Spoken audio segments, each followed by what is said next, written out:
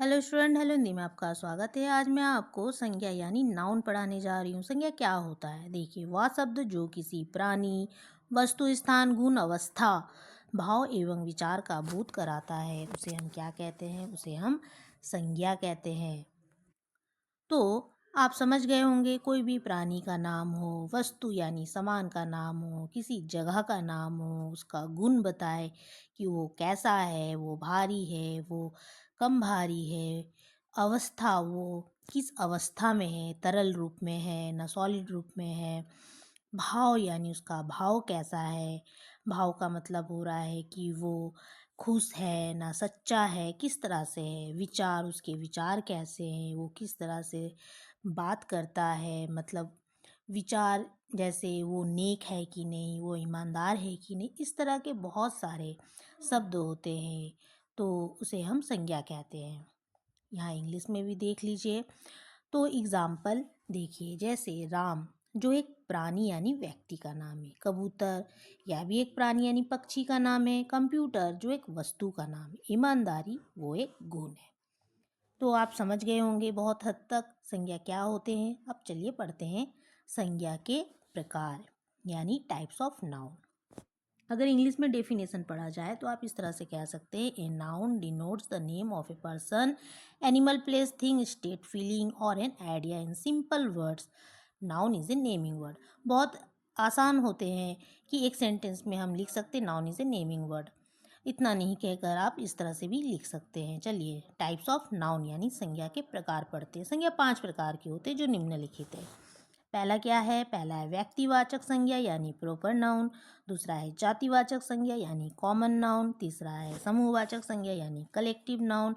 4 number द्रव्यवाचक संज्ञा यानी material noun. और 5 भाववाचक संज्ञा यानी एब्स्ट्रैक्ट नाउन। वैसे आजकल 3 तरह के ही नाउन चल रहे हैं, जैसे व्यक्तिवाचक, जातिवाचक और समूहवाचक। यही हम यूज़ करने लग गए हैं आजकल। तो व्यक्तिवाचक संज्ञा क्या होते हैं? चलिए पढ़ते हैं। किसी व्यक्ति, वस्तु, स्थान के विशेष नाम को व्यक्तिवाचक संज्ञा कहते हैं। जैसे राम है, नई दिल्ली, कोलकाता, नरेंद्र मोदी, रामायण, होली इत्यादि। ये सभी व्यक्ति के नाम है, स्थान, वस्तु के नाम है। इनका विशेष नाम है यानी इनसे पता चलता है। कॉमन नाउन क्या होते हैं? जातिवाचक संज्ञा, संज्ञा जिससे किसी खास व्यक्ति, वस्तु, स्थान का बोध ना होकर पूरे जाति, पूरे श्रेणी का बोध हो, उसे जातिवाचक संज्ञा कहते हैं। यानी उनके कास्ट का, उनकी जाति का पता चले। जैसे स्कूल, स्कूल क्या होते हैं? स्कूल तो आप जानते ही होंगे जहाँ पढ़ते हैं। अस्पताल क्या होते हैं? मरीजों का जगह होता है। लड़का जिससे लड़की जाति का बोध होता है। शहर यानी सिटी का बोध हो रहा। कुर्सी जिसमें हम बैठते हैं। टेबल जिस पर हम लिखते हैं। कंप्यूटर, मोबाइल इत्यादि। 3 नंबर देखिए, समूहवाचक संज्ञा यानी कलेक्टिव नाउन।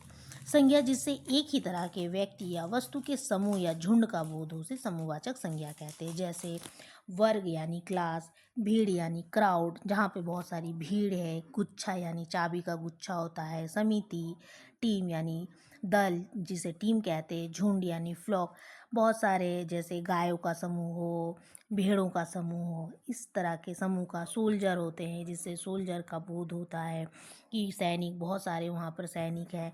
तो समूह का बोध हो, ग्रुप का बोध हो, उसे हम समूहवाचक संज्ञा कहते हैं। अच्छा, अब इसमें व्याकरण में इस तरह के यूज़ नहीं हो रहे, 3 तरह का ही संज्ञा को बताया जा रहा है। लेकिन द्रव्यवाचक संज्ञा आप पढ़ लीजिए। देखिए क्या होते हैं? मटेरियल नाउन कहते हैं जिस नाउन से किसी द्रव्य पदार्थ का बोध होता है जिसे हम लोग गिन नहीं सकते, सिर्फ तोल या माप सकते हैं, ऐसे संज्ञा को द्रव्यवाचक संज्ञा कहते हैं। जैसे तेल है, पेट्रोल है, पानी, सोना, चांदी, कागज़, दाल, आटा, गेहूँ इत्यादि। इसे तो हम क्या नहीं कर सकते, गिन तो नहीं सकते हैं, लेकिन तोल और माप सकते हैं। लास्ट देखिए 5 नंबर भाववाचक संज्ञा। चलिए 5 नंबर देखिए कि भाववाचक संज्ञा क्या होता है, जिसे एब्स्ट्रैक्ट नाउन कहते हैं। संज्ञा जिसे हम लोग ना छू सकते हैं, ना देख सकते हैं, सिर्फ महसूस कर सकते हैं, ऐसी संज्ञा को भाववाचक संज्ञा कहते हैं।